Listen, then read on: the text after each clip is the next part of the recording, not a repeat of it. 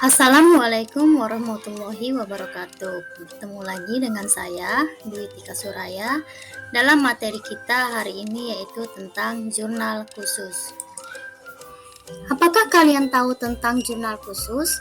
Nah, jurnal khusus merupakan jurnal untuk mencatat berbagai jenis transaksi yang sejenis dan juga terjadi secara repetitif atau berulang. Terdapat 4 jenis di dalam jurnal khusus, yaitu jurnal pembelian, penerimaan kas, jurnal penjualan, dan jurnal pengeluaran kas. Mengapa kita perlu belajar jurnal khusus? Adanya jurnal khusus, maka transaksi keuangan sejenis yang sudah banyak tercatat di dalam perusahaan akan bisa dibukukan secara ringkas dan praktis pada satu jurnal. Sehingga hal ini akan bisa memberikan kemudahan bagi para auditor keuangan internal maupun eksternal untuk melakukan sebuah pemeriksaan.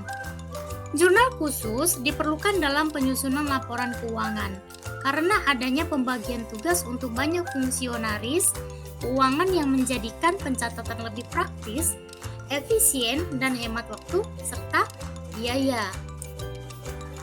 Pengertian dari jurnal khusus adalah jurnal yang digunakan untuk mencatat transaksi keuangan yang sejenis dan seringkali terjadi sesuai dengan urutan waktu terjadinya.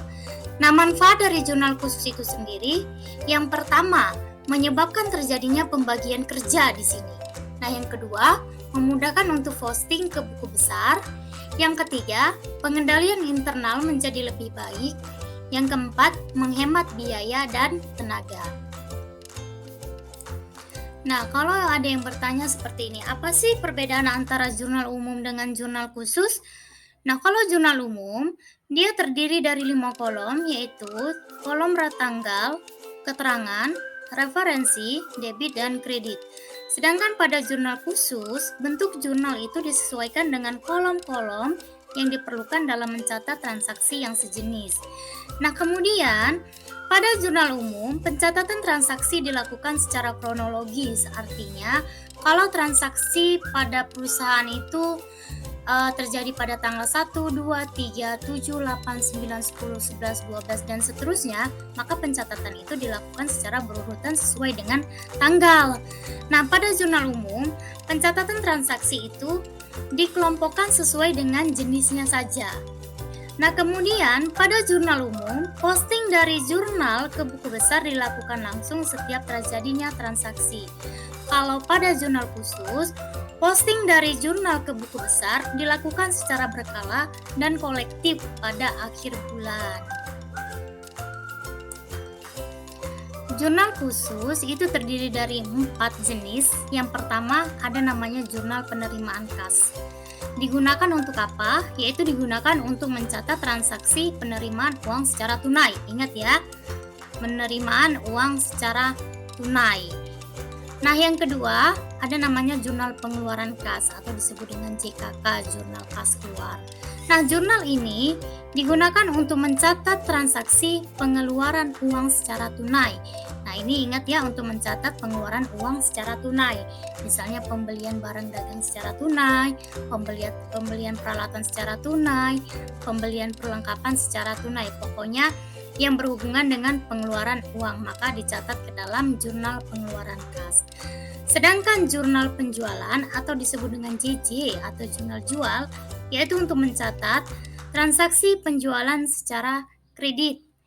Kemudian yang keempat, ada namanya jurnal pembelian, yaitu disebut dengan JB, jurnal beli, yaitu untuk mencatat transaksi pembelian secara kredit. Kita misalnya membeli barang dagangan secara kredit, maka itu dicatat ke dalam jurnal pembelian. Kita membeli peralatan secara kredit, maka itu dicatat ke dalam jurnal pembelian. Kemudian di dalam jurnal khusus itu atau di dalam perusahaan dagang juga kita akan menggunakan yang namanya jurnal umum. Nah, jurnal umum ini untuk apa di dalam perusahaan dagang? Adalah untuk mencatat transaksi yang tidak bisa dimasukkan ke dalam keempat jenis jurnal kepada jurnal khusus ini. Jadi, kalau ada misalnya transaksi yang tidak bisa dimasukkan ke dalam jurnal penerimaan kas, tidak bisa dimasukkan ke dalam jurnal pengeluaran kas, tidak bisa dimasukkan ke dalam jurnal penjualan, tidak bisa dimasukkan ke dalam jurnal pembelian, maka itu harus dicatat ke dalam yang namanya jurnal umum.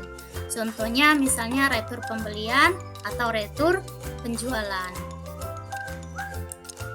Nah, untuk lebih jelasnya, perhatikan kolom dari jurnal khusus, yaitu jurnal penerimaan kas. Nah, tadi sudah dikatakan bahwa jurnal penerimaan kas itu adalah jurnal untuk mencatat transaksi penerimaan uang tunai. Contohnya misalnya penerimaan piutang, penerimaan dari penjualan uang tunai, setoran modal, penerimaan pinjaman piutang, penerimaan pendapatan bunga. Nah, ini adalah contoh dari jurnal penerimaan kas, terdiri dari tanggal, keterangan, referensi, kolom debit yang terdiri dari kas, potongan penjualan, dan kolom kredit yang terdiri dari piutang dagang, penjualan, dan kolom serba-serbi. Jadi serba-serbi ini untuk apa? Adalah untuk mencatat yang namanya selain dari misalnya melakukan penjualan persediaan barang dagangan. Nah, jurnal yang kedua yaitu jurnal pengeluaran kas.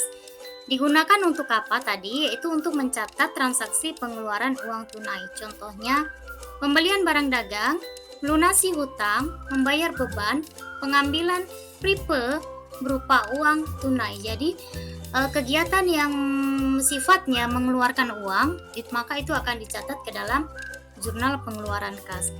Nah, jurnal pengeluaran kas terdiri dari kolom tanggal, kolom keterangan, referensi, kolom debit yang terdiri dari hutang dagang, pembelian, kolom serba-serbi, kemudian kolom kredit yang terdiri dari kas dan potongan pembelian. Yang ketiga, ada namanya jurnal pembelian. Nah, jurnal pembelian digunakan untuk apa? Untuk mencatat transaksi pembelian secara kredit.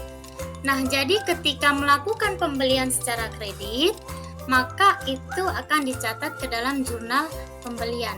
Tetapi ketika kita melakukan pembelian secara tunai, maka itu tidak dicatat ke dalam jurnal pembelian, karena jurnal pembelian hanya mencatat pembelian secara kredit. Pembelian secara tunai itu dicatat ke dalam mana tadi? Ke dalam jurnal pengeluaran kas. Nah, jurnal pembelian kolomnya terdiri dari kolom tanggal, nomor faktur, keterangan, syarat pembelian, kemudian kolom debit yang terdiri dari kolom pembelian, serba-serbi terdiri dari akun, referensi, jumlah.